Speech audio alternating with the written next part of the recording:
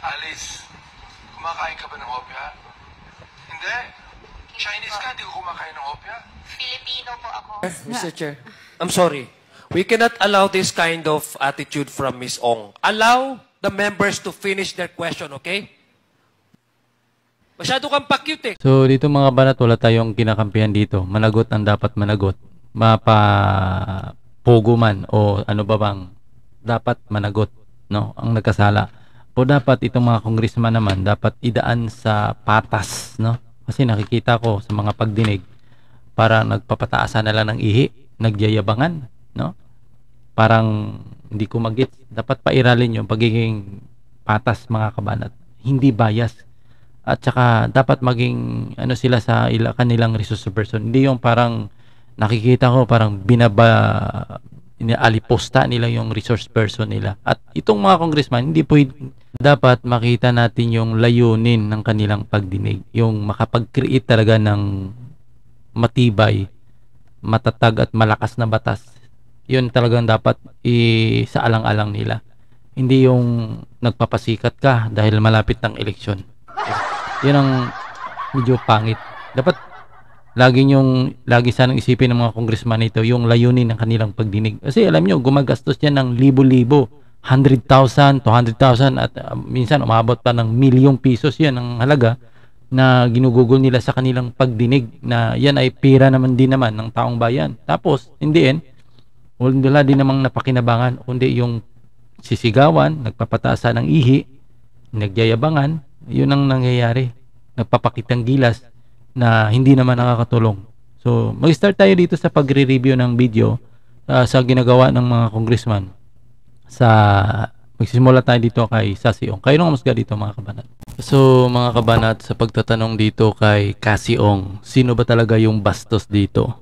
No, kasi sa portion na ito ay tinawag na pakyut itong si Cassie Ong, yung babae na resource person nung nakaraang pagdinig sa Pogo mga kabanat. Ngayon parang nagtatanong itong si Paduano at biglang nagsalita itong, siyempre nagtatanong si Paduano, normal sasagot itong si Cassie Ong. Habang kasi nagsasalita si Cassie Ong, biglang nagsasalita din itong si Paduano.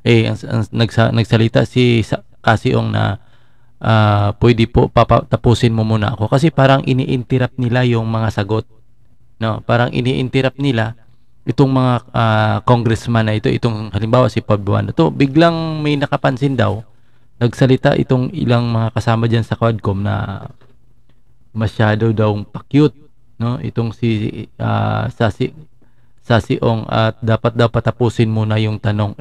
Question and answer yung tanong eh. So ito, panoorin nyo. Sino ba talagang may mali dito? Sino ba talaga yung bastos dito? Hindi po. Bakit hindi? Nagbayad lang po ako at nag-present para sa Lucky South 99. Ayun ang problema. Pero po, okay lang po magsalita po? Yeah, pero po, hindi po ako, wala po akong kinalaman. Sir Chair. Yun. Ang banggit pala ni Cassie Ong dito, okay lang po ba magsalita? Kasi parang ini-interrupt niya eh. No?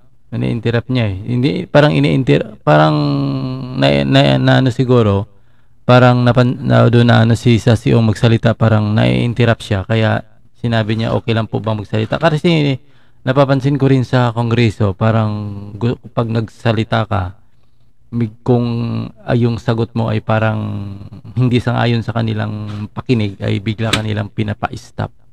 Mr. Chair, I'm sorry. We cannot allow this kind of attitude from Ms. Ong. Allow the members to finish their question, okay? Masyado kang pa-cute eh. Hindi po. Pasensya na rin po. So, Nagsasalita dito mga kabanat, ito siya. Ito, iwan ko sino to. Itong membro ng Quadcom na binuo ni Romualdez mga kabanat. A reminder to you, Miss Cassie, na patapusin mo munang magtanong ang ating mga membro bago ka sumagot. Okay po. Pasensya na po. Please proceed. And address the chair, Mr. Chair. Ask her, direct her to address the chair. and address Nagmamayabang itong mga kongreso. Pero balikan natin, wala naman ako nakitang masama doon sa ano eh. Tingnan mo, ang tanong ni Paduano, sinagot din naman ni Sasi Areo. Hindi po. Bakit hindi? Nagbayad lang po ako at nag-present para sa Lucky South 99. Ayun ang problema. Pero No, ayun ang problema. Mayroon ng sa tanong ni Paduano kasi kay Sasi Ong, mayroon ng konklusyon eh. May konklusyon sa negative eh. Laban kay Sasi Ong eh. Kaya habang nag-explain itong si Sasi Ong, biglang pumasok itong si Paduano.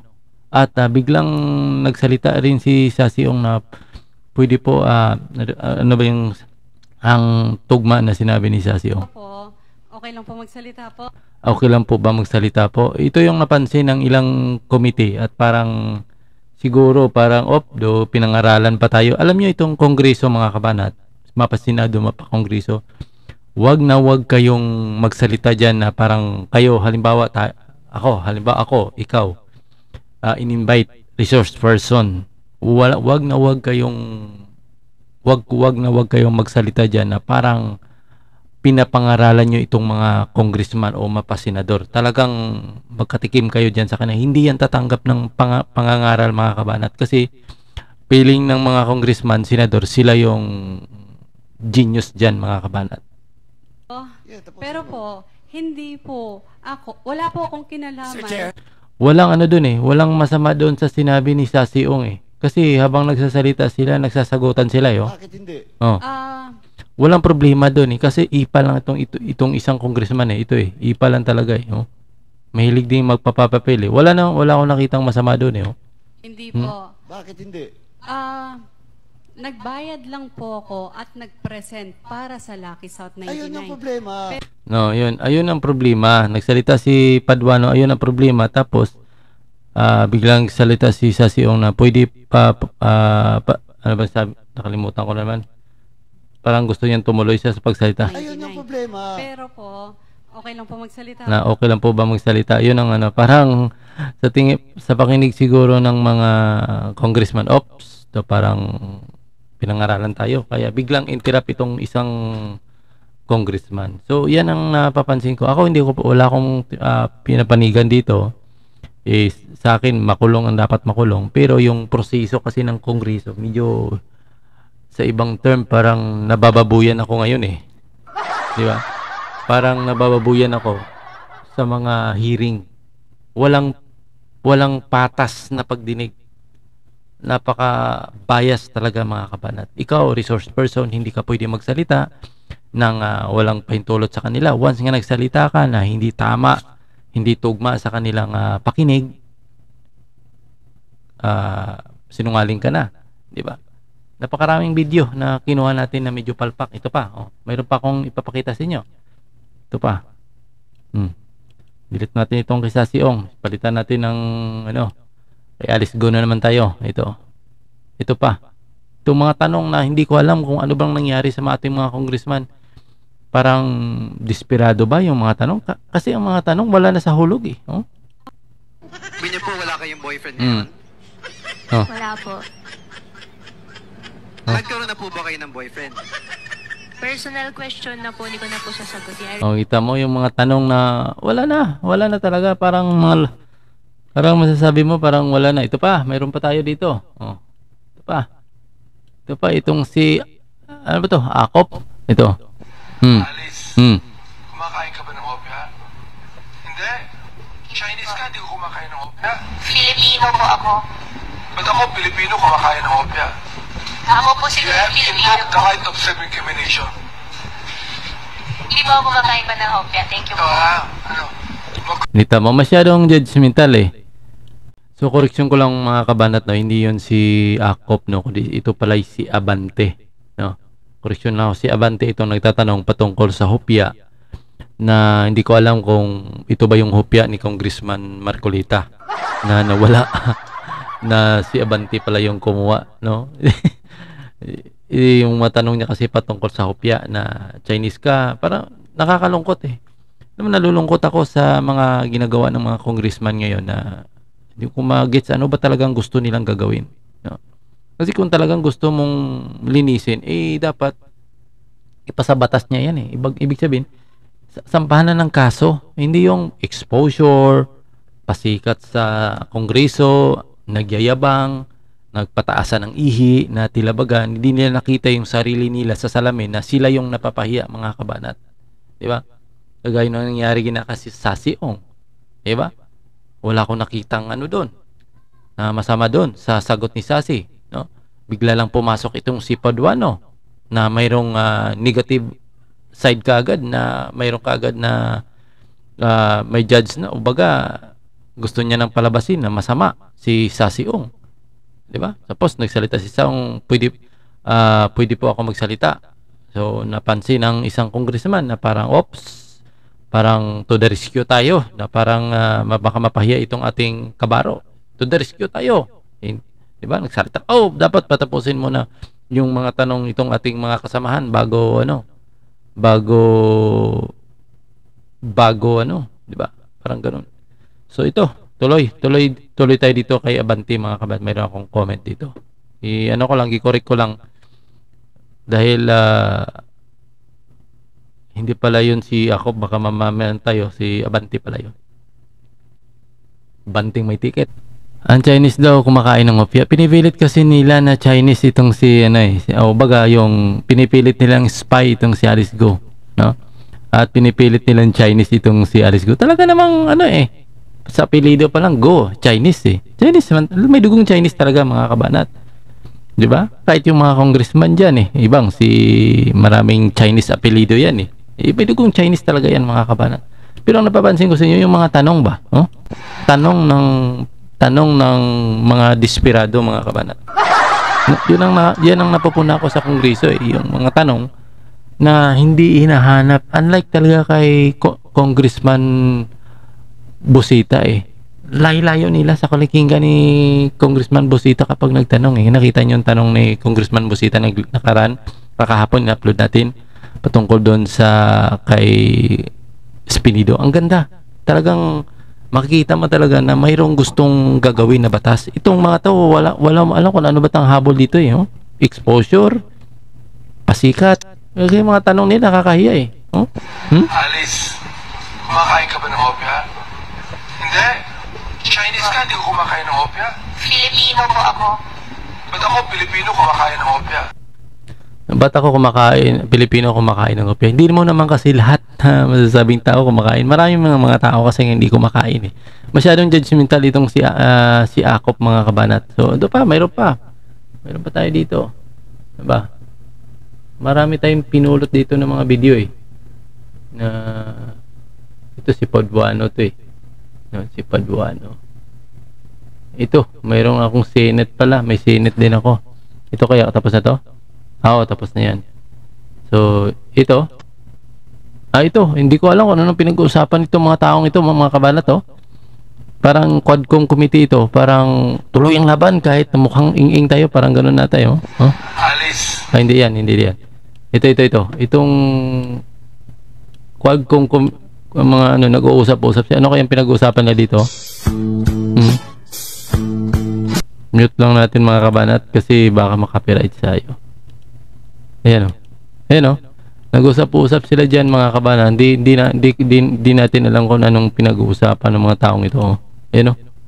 Ayan.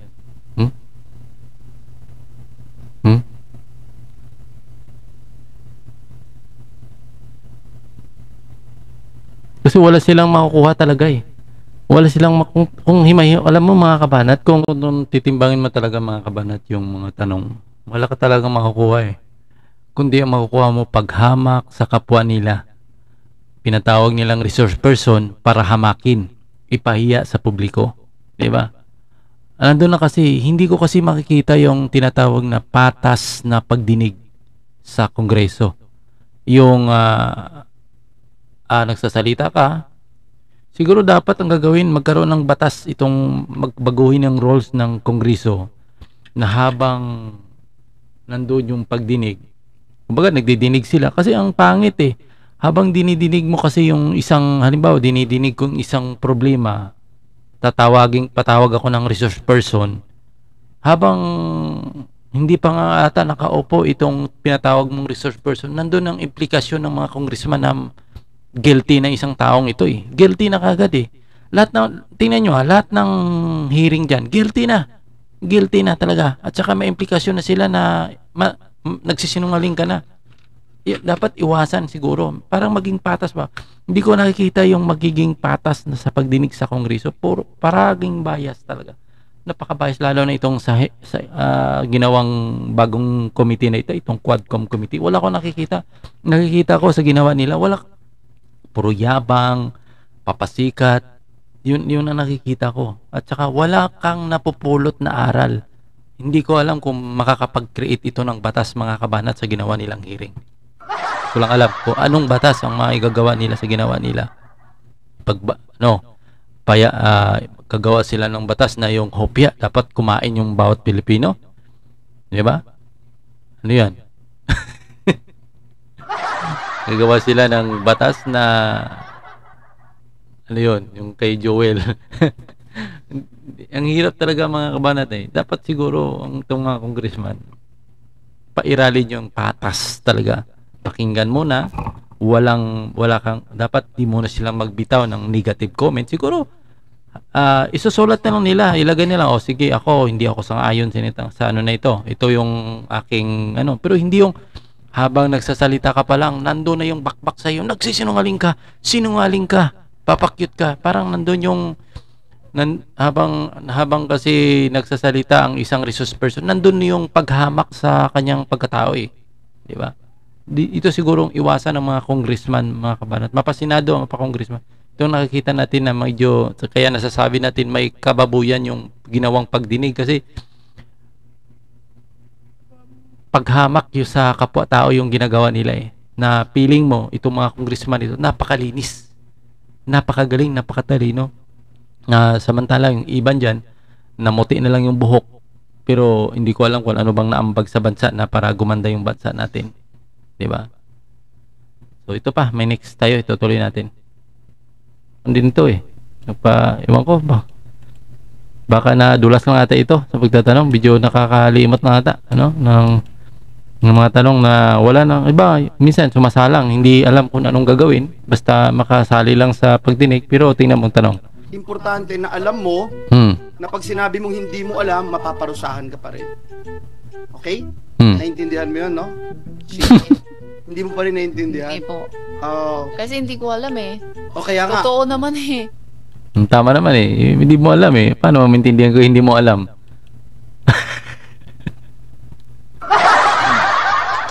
So, yan na muna, mga kabanat. No? Mayroon akong isa-separate kasi na video. Yung pagtatanong ni... Parang nagkaroon ng bangayan eh. Ito. Malamang napanood nyo rin ito, pero gusto ko lang bigyan diin ulit. Ito. Pero mamaya ko na ipapakita yon, mga kabanat. Yun ay part kasi ng... Ito kasi about nito sa Pogo. Itong video kasi ni Congressman Marcolita about ito kay Vice Presidente. Yung birada ng mga Quadcom kay Vice Presidente na halos hindi ko maalam kasi ang dami lang ginawang hearing na mukhang ingingay na napatunayan naman na tama naman yung audit, no? Complete naman kung yung mga dokumento na ipinakita ng COA ay tama naman. Nga lang pilit nilang binibigyan ng diin. 'Di ba? Binibigyan nila ng kumbaga gusto nilang palabasin talaga na masama si BP Sara. So yun lang, mga kabalat, natin video, no? Video king ko yan na video, mga kabalat.